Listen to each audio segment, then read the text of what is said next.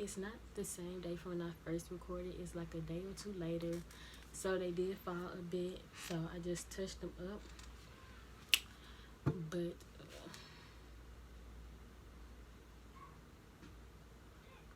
yeah, I touched them up. But this is what they're looking like. They look so good. Yeah, they look good. This hair is from my collection, SimoneSlays.com. Y'all, look at this hair.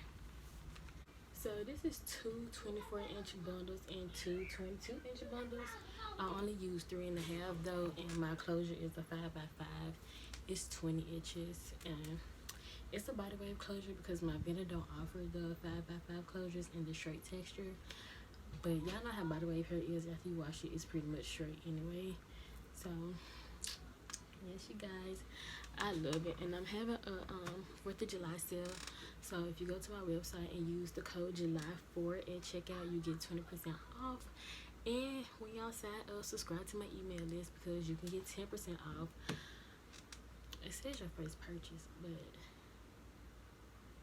if you don't use it, you can still, like that first order, you can still use it, but you can only use it one time. So when you subscribe to my email list, you get a coupon code, and I'm telling y'all the code for the 4th of July sale.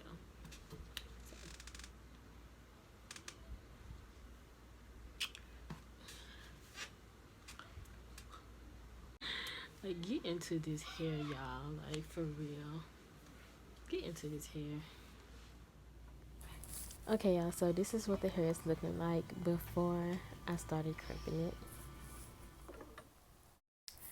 The crimp iron that I'm using, I got off of Amazon, and it's just a 3-barrel crimp iron. It didn't give me the effect that I was actually going for, but I mean, it still worked. And I got it on 170 degrees Celsius, but I did end up putting it on the highest heat later on because it just came out better when I had the heat up higher.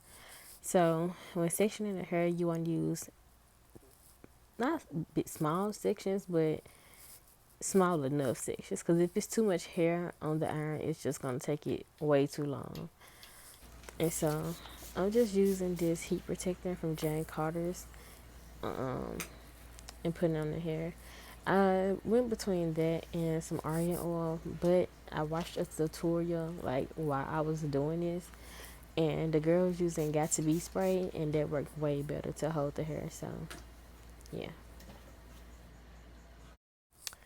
Okay, so this is just real easy. Just put the hair on the crimp iron. Make sure that it's, detangled. You don't have any tangles or nothing in the hair. And I left it on for like 10-15 seconds, and then I would just move down to the next piece, and I just kept doing that all the way through.